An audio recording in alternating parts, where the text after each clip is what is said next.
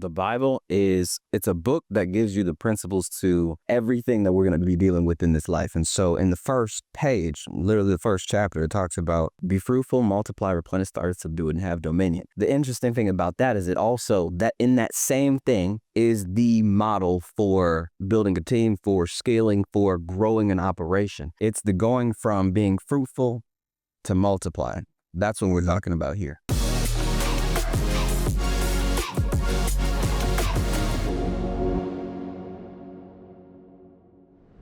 What's up, everybody? Welcome to another episode of the Today for Tomorrow podcast. Look, we're missing one person here. He over here taking care of business. But you know, as our tradition, we got Mike in the building, so we're about to do a business episode of the podcast. Now, Mike, you came in hot as usual. Now you had a subject on your mind about team. Yes, sir. So Martell and I have been talking, along with Rodney also. But since Martell and I, we are full-time entrepreneurs, we're always, somehow business always comes into life, right? Because it's a part of our everyday life. It's really no separation, which it can be a double-edged blade, in some aspects it can be great, in some aspects it can be not so great. One of the things that we've been, focusing on now and kind of talking through is just that team building element. And I was telling Martell that, I had the opportunity to coach youth football again this year. And I say opportunity because I gotta always remind myself, like, hey, I get to be here. I don't gotta be here because anybody involved in youth sports today, it can be, it'll pull on your patience, man, a little bit. But it was interesting because the correlation between some of the elements that we were trying to teach these young kids, fundamentally, they directly correlate to building a team in any industry, especially business. So I wanted to take a moment and just just dive in and just talk to the people and have them understand what elements goes into shaping what is going to be a successful team and how can we use the godly framework to help make sure we stay on course. Got you. I think, the beautiful thing about the Bible is it's a book that gives you the principles to everything that we're going to be dealing with in this life. And so in the first page, literally the first chapter, it talks about the mission, the call for man, the purpose of man. Be fruitful, multiply, replenish the earth, subdue it, and have dominion. The interesting thing about that is it also, that in that same thing is the model for building a team, for scaling, for growing an operation. Now, in other at a certain point in history, everybody thought about it as, well, a lot of people thought of it as gardening, right? But those same principles, because a lot of God's wisdom is seen through nature. And so the same way that you kind of build a garden, start to grow plants, grow fruits, grow vegetables, the whole nine, and kind of provide for a family, and then build a farm so that you can provide for more families, it's the same kind of process that, you can duplicate it inside of different areas, different industries. And so when we're talking about business, it's kind of the same kind of thing. And so with that, it's the going from being fruitful to multiply. That's what we're talking about here. And so with that, because we had a business conversation some time ago. And so just quick recap of what comes before that, because everybody is not ready to hire people. And I know that if you hire somebody too early, you end up pretty much, you could kill the business. And then it'd be a terrible experience for them, you, and everybody else involved. And so there are some things to make sure that you have in mind, or that you need to be seeing and paying attention to before you go hire somebody. Because I'm in the agency space. And so what I see a lot of times is there's dudes will come in and it's like, okay, cool. So I don't know how to run ads, or I don't know how to, build the system or automation or whatever, stuff like that. And then instead of trying to figure it out or trying to at least be knowledgeable of it, they'll just say, well, shoot, you know how to do it. Let me just pay you. I'm going to charge this person, pay you, and then you just do that whole thing. What happens is they end up getting burned. That person holds the keys to their whole castle. And as soon as that person decides to leave, or they don't like the relationship, or they don't feel like they're getting paid enough, they start acting funny. And then next thing you know, this person might have brought on a bunch of clients, but because their whole business was over leveraged because of that relationship that was never on any sort of solid foundation other than that transaction. Yep. Now they in a bad situation. Yeah, no, this is some good stuff, man. Bring out your notebooks on this episode. So let's stay right here for a minute. Let's talk about just being fruitful. Mhm. Because as you said, this is the most important thing. We don't even want to even talk about multiplying, because if we're not 100% sure our core focus is something that is sincerely fruitful in a godly way, we don't want to multiply that. If it's anything other than that, we don't want to multiply that, because what happens is you end up multiplying a problem.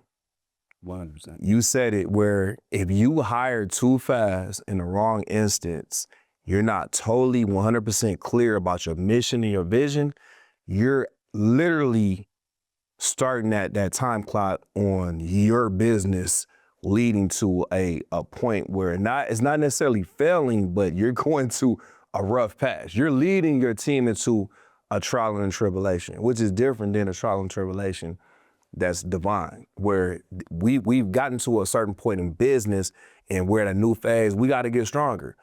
Getting stronger, breaking that muscle down, it's going to feel uncomfortable. Let's embrace it. You know what I'm saying? So when we talk about being fruitful, we got to understand that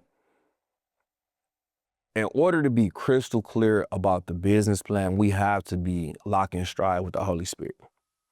And the reason why this is so important, especially if you aspire to be a full-time entrepreneur, is because what you're aspiring to do is so challenging, it's so rare. You're literally in a professional league of business. So this is the NBA of business. This is the NFL of business. You're doing something that 95% of the rest of the population says, you know what? I like to watch it. I like to romanticize the cool parts of it, but I'm not willing to go to the gym 5 a.m. I'm not willing to watch film at 11 p.m. after I'm doing all of my daily activity. I'm just not willing to do that. It just sounds like, I like watching it though, because everybody likes watching, you know, the Home Hunter show, or, you know, all these episodes about these cool entrepreneurs. Shark Tank, you know, we can see their highlight reel, and we fantasize about the glory, but going back to that mission and being fruitful, when you know that you have something, you're fulfilling a mission that you literally been put here to do. Because we know Jeremiah 29:11 says, God had this plan for us before we were even shaped in the womb. We understand that, and his plans for good, and when that's a part of your makeup, whatever comes across your playing field, you're willing to embrace it and get through it. Either God's gonna make a way, or he's gonna allow you to have a way. You might have to go around it, go beside it, or go through it sometimes. Yeah. But when you know that it's a part of what you're put here to do, you're willing to accept that challenge. There it is. And when you get on that path, it's like, because if you didn't have your notepad out when he said it, bring it out now.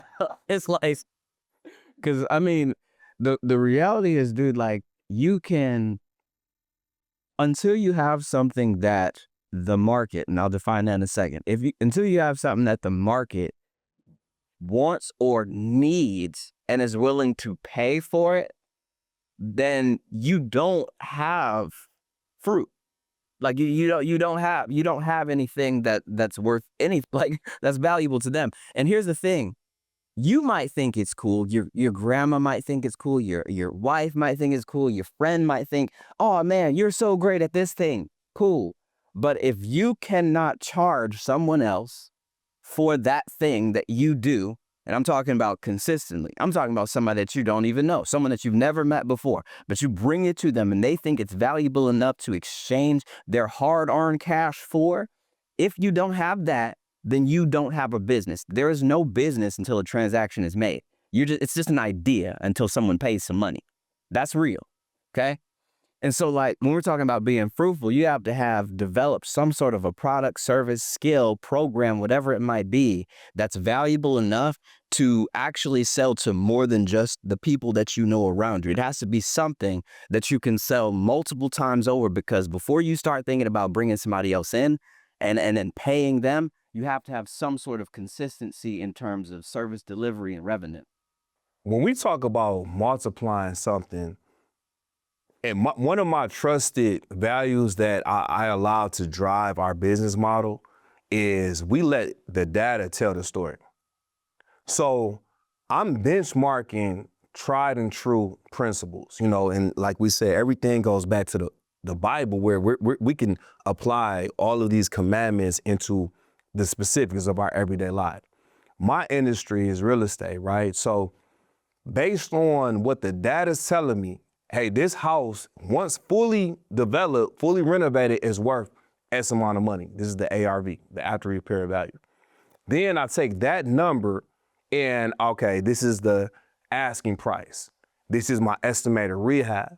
If my estimated rehab and the asking price is at or below 75% of what the total value is, now we may have a deal. I still got to ask more questions, but if it does not, I can make a quick decision. You know what? It doesn't work into my buy box. It's not the deal for me. Now, it might be somebody that can find that deal and make it work, but it's not the deal for me. And this goes back to being fruitful. Whenever we're creating something, we have to understand, what do we stand for? What's our core identity of our business? Not all the businesses we see on social media and all the multi-millionaires that, hey, teach you how to make $1 million in 30 seconds. Like, I ain't talking about that. I ain't talking about that. I'm talking about, what do you truly want to do? Because this is the thing that people don't really want to embrace, but it really is the truth. If you love something enough and you become good enough doing it, you will get paid. Money is not, it's not that difficult. I know this is kind of crazy to say, but money is not that difficult to obtain. The part that is challenging is knowing to do when you have the money. Now, what do you do? How do you file your taxes? You know, what attorneys do you need to lock into? What's your 10-year plan going to be? How are you going to spend this money, invest this money? How much money do you need to allocate for savings? How much money needs to go into the trust fund for the kids? Legacy planning. That's the keys that we have to get beyond these first few stages to even think about the next steps. And that's why we say, don't even put multiplication on the back burner for a minute. Let's just spend most of our time on being fruitful, because once you fully lock into your niche and you understand not only what you love, what you do well, but what the world actually needs and wants to pay for, that's when you can really find a niche that's going to be fruitful to you. Yeah. There's a verse, I'm going to say part of it, you look up the rest of it. It's essentially talking about how you don't start a project without calculating the cost. And interesting, I love the point that you made, is like, the actual making money is not hard to do. It's not hard to do. And it's crazy because it's like, well, somebody is, you know, sitting there, they're watching this and they're like, well, you know, I'm trying to make X, Y, and Z. I'm trying to do X, Y. Look, to go actually make $1, there's a bunch of different ways that you can go do that. But there's even more ways to lose it. And the reality is, you might have a goal, you might have a dream, vision, whatever it might be, of getting to X amount in terms of revenue. The reality is, even if you know how to make the money, the chances of you getting to that particular point requires more than knowing how to make money. You see what I'm saying? Yeah. And tying this all back into the team building aspects, like, okay, cool. Now we understand we need to have a legitimate value proposition. How do we get other people to be on board with it and support it? My biggest thing, this is the same advice I tell people when they ask me about investing in real estate. I say, okay, cool. Before we start focusing on X, Y, Z, you know, acquiring more deals, how's the roof over your own head? How's your home? Are you renting? Do you have equity? Let's focus on that, because my thing is, you got to be able to take care of your own roof before you start buying other roofs.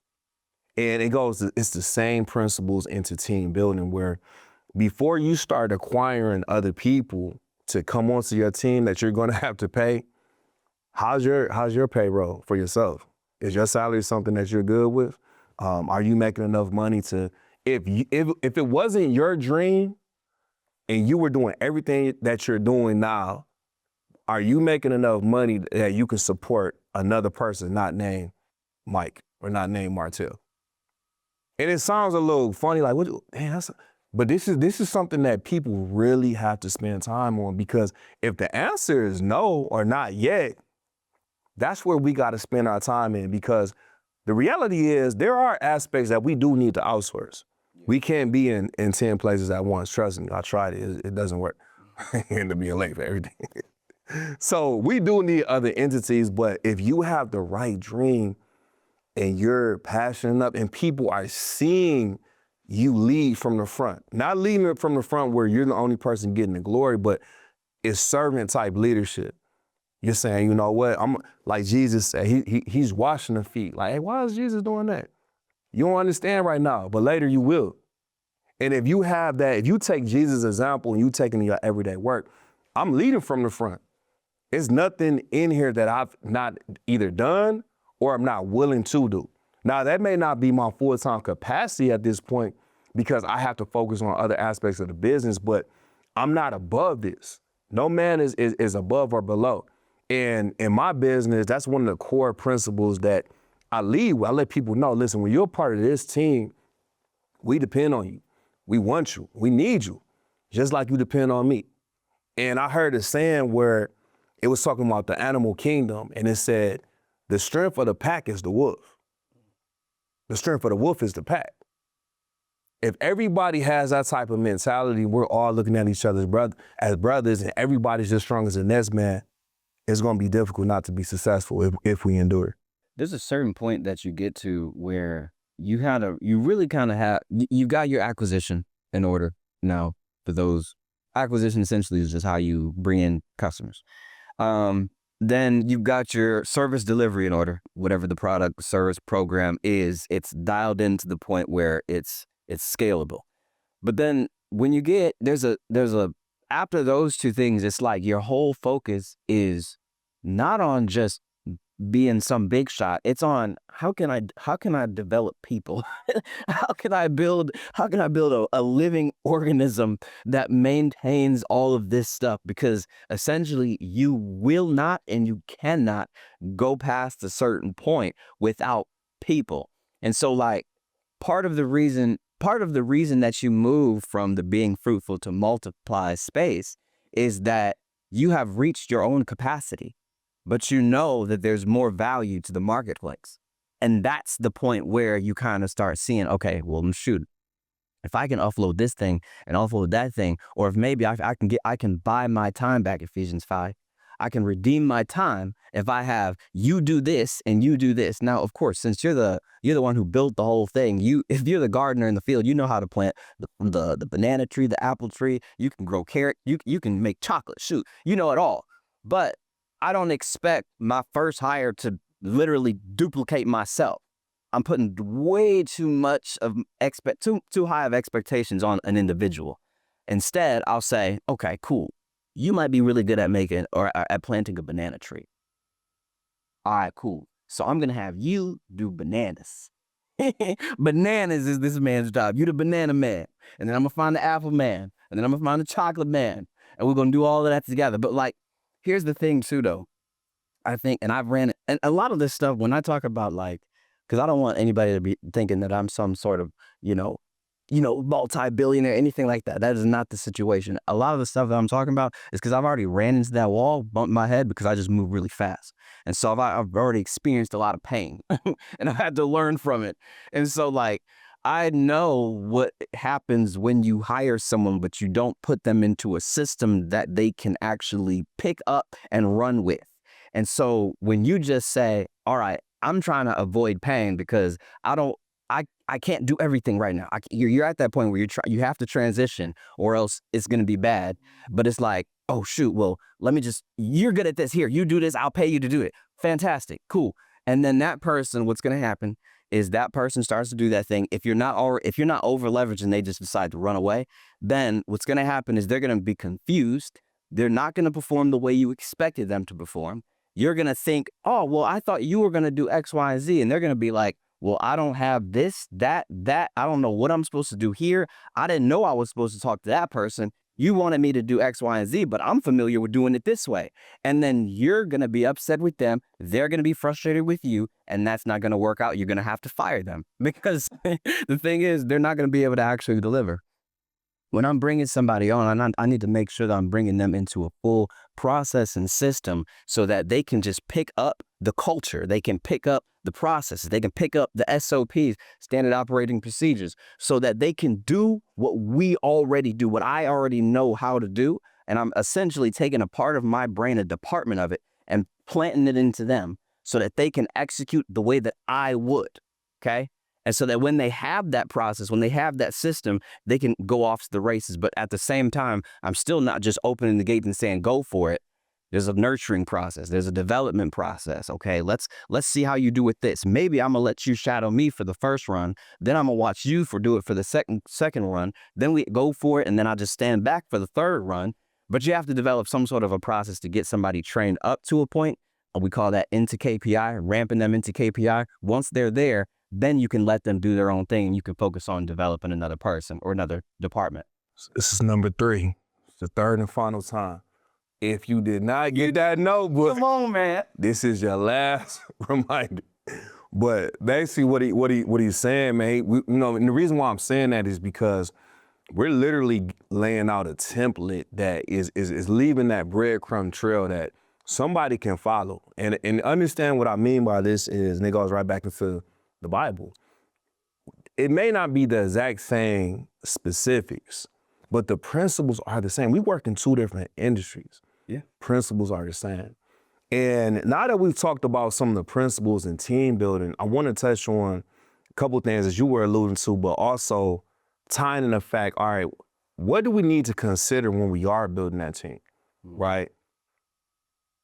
I was thinking about this right before the pod where, Jesus, he had his core team. He had a lot of followers and supporters. He had a lot of people that weren't supporters. Yeah. But he also had those disciples that we know about, right? And we got to keep in mind, so this is Jesus, this is God. He already knew the beginning from the end. So essentially, he knows a few of these people are not going to work out in the worst way, right? And at one point, he even told them, like, listen, I know that I'm going to be betrayed. And they denied it. No, we're not. We will never betray you, Jesus. You know what I'm saying? And the reason why I think that's so important, man, if God laid out this biblical divine example, we have to understand when we conduct our business, I don't care how many T's we cross, how many I's we dot, there's still going to be people that just do not work out. Yeah. And you were alluding to a term where, you got to let some people go. It's a term I heard where, we need to hire slow, but we got to fire fast. And when I say that, it's not to say like, all right, I'm a tyrant, I just want to let people go. But it all goes back to that main component of truly being fruitful in the capacity that we know 100% this is what we stand for. These are our core principles. We operate with integrity. We treat others as if it was our product. That's how we treat our customers. If people slip through the screening system or they just haven't revealed that aspect to where, you're not aligned with our core values, essentially, we don't even have to fire them. They let themselves go. And this is something that I had to tell myself when I was supervising at the distribution warehouse back in the day when I worked for a large automotive company. Because I used to have trouble like, man, I don't want to write people up.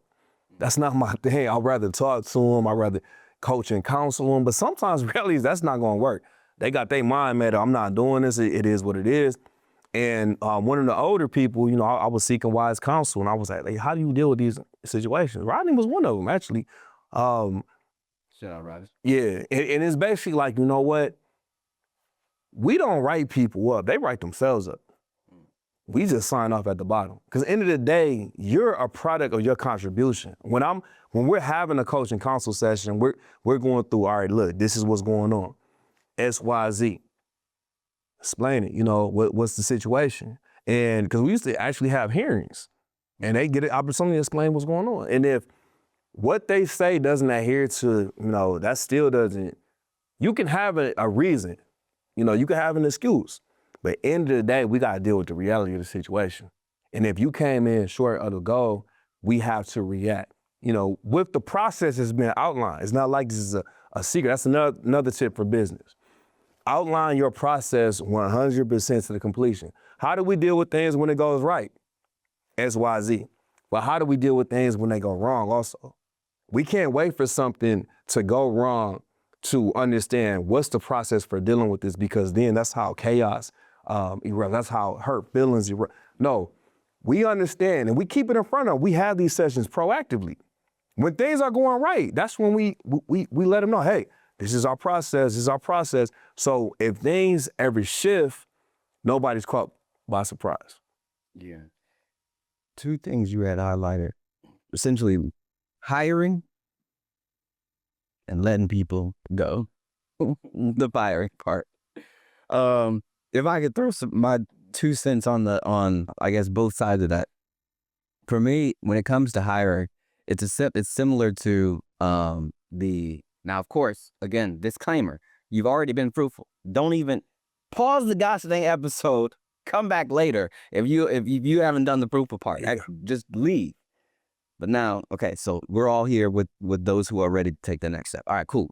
So this part right here, what I'm doing is essentially a similar process to acquiring a new client, because it's the same kind of process, because essentially there's people that are in places, you have to be where they are so that you can find them, and you have to present them with an opportunity that they want, and then they have to take some actions to then be a part of that, and then there's a process to where they become, you know, a part of the system and everything. So it's very similar to finding a new client. So for me, and I, you know, a lot of my stuff is online. Okay. So, I work with remote team members who live in different countries across the world. Okay. And so a lot of people, I don't even meet them. I don't even meet them in person, but we have conversations online. And so it's a different kind of, it's different than the traditional process of hiring where, you know, you do the Indeed post, they fill out their application, they come to the office in person, and then you do the whole process there. Same things, but different contexts, different format. For me, one of the most important parts of presenting the opportunity to the market, the job market in this case, is I want to set, and I know this is gonna sound crazy, I set a lot of traps. I set a ton of traps for people, because I know that if I put this grand because I'm gonna think about it, I'm really good at creating an offer. And so I'm gonna put out this opportunity that is gonna be something that for the right person, this is perfect. This is amazing. This is something I need to do. Mm-hmm. And so I know I'm gonna get traction. I'm gonna get people who are, oh, well, I want to do this. I want to do this. I want to do this. But oftentimes when you're, you know, put some sort of job post out, you get a lot of people who are just kind of fishing. They're just going to put in a resume, or they're just going to send you a message, or they're just going to try to, you know, beat your phone to death. And what I do is I set a lot of traps to kind of protect my time, as well as to vet out the people who aren't serious anyway. What I mean by a trap is, here's a tactic, you can use it. Just make sure that you thank God for it. But one of the tactics that I use is, like, inside of the application, you know, when you read out the job description and everything, I'll make it a good length, and then within there, I'll have multiple spots where it'll say, like, okay, once you read this part of it, put the word for at the beginning of your email when you send in your resume. Most people aren't reading it. Most people are just going to breeze through job. Okay, they're paying this much. All right, cool. Send my resume. I'm not looking at it. I'm not even going to spend any time looking at anything you did if you fell for the trap. And I'm putting multiple of them boys in there. all through that joint. And what happens is I end up only speaking to the ones who actually, because part of because of the way that I do things and because of what we have to do, I need people who pay attention to detail, and I mean super close to detail. And so a part of me knowing that you pay attention to detail is not you telling me that you do or you telling me about your job experience, is that you actually paid attention to the details. That's good. That's a good one. I like that. And I know we're getting at that time, man. This has been a very fruitful episode. We've given a lot of tools for the people to put in that toolbox. But as we go ahead and land this plane, let's give the people one thing that, you know, if you had one little tidbit you want them to leave with, what would it be? And I'll go ahead and start, man. And I want to reiterate some of the things we touched on earlier. But my main thing is understand that core identity of what your team represents. Because everything after that is going to be a derivative of that root.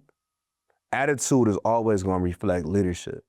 And once you know through and through what we stand for, once again, it's going to be easy to go ahead and show that in front of people again, and you don't really actually have to let them go or fire them. They're going to have an understanding that, you know what you're doing, it just doesn't fit with the core principles of this entity. And the reason why I say that's so important and critical is because there's a lot of things that can be attractive about, you know, potential partners, teammates, employees. And if you're not looking deeper to understand what's the root, because once you get past all the, you know, everybody for the job interview, everybody's coming with their best dialogue, you got your suit on. As they should. But once you get past all that, and we're in the nitty gritty, I always say, like, I need to understand, how do you react under pressure? Anybody on my core team, I need to 100% understand how you react under pressure.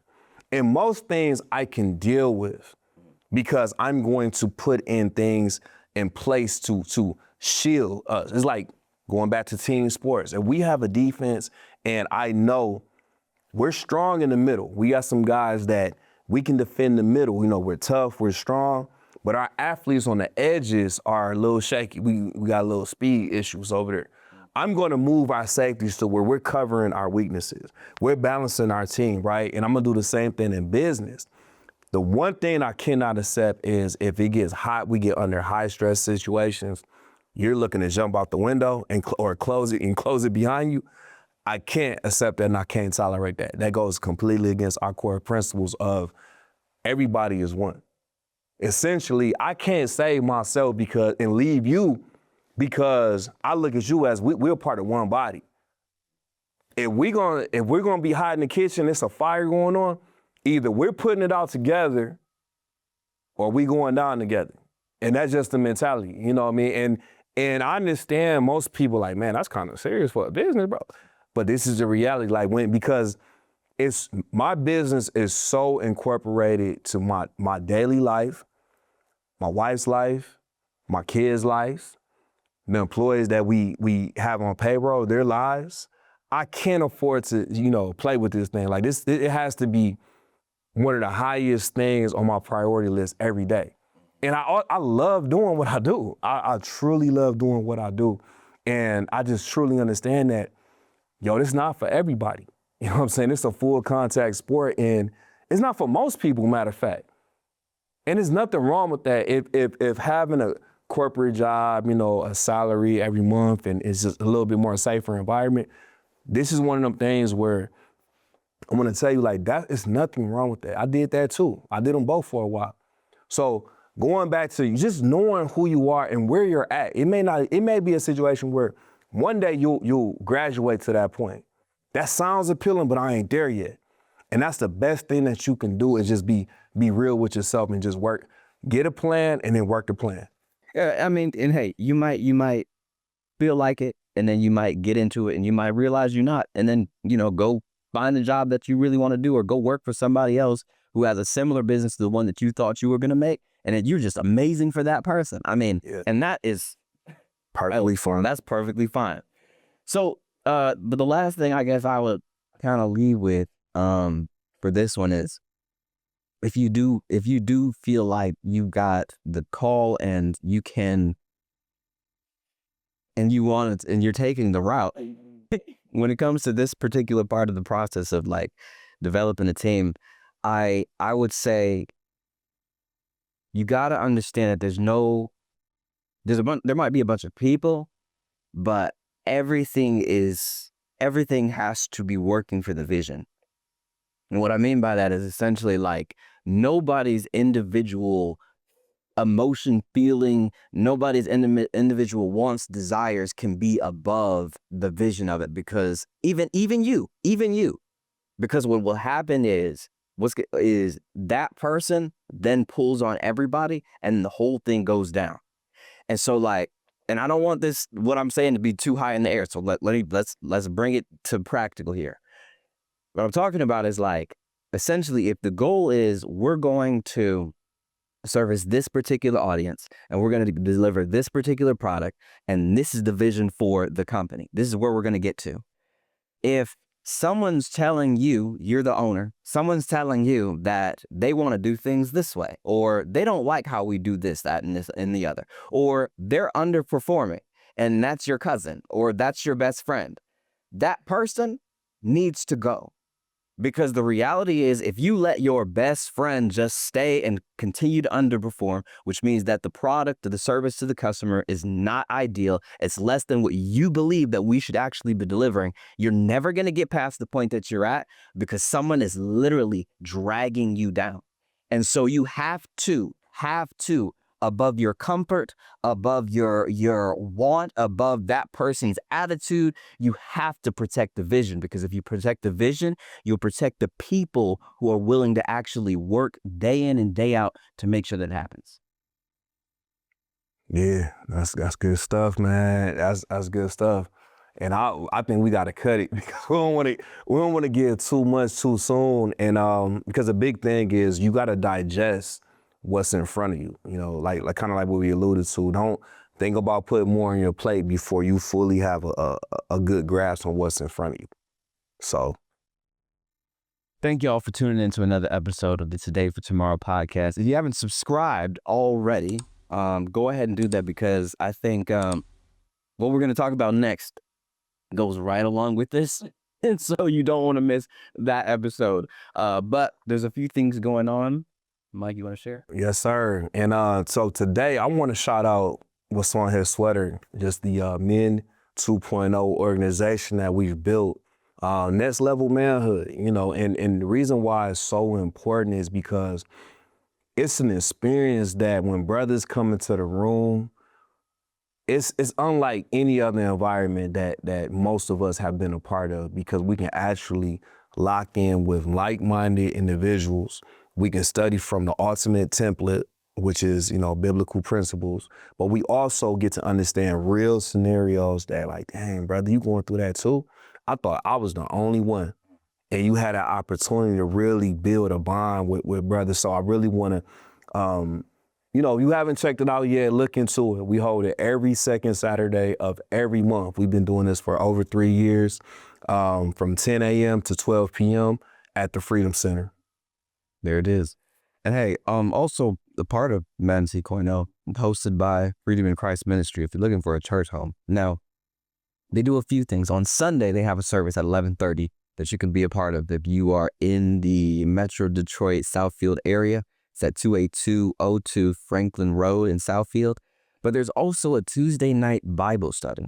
Look, you might see me, you might see Mike, you might see Rodney on there. We more than likely gonna see Rodney on there because he's most likely hosting it.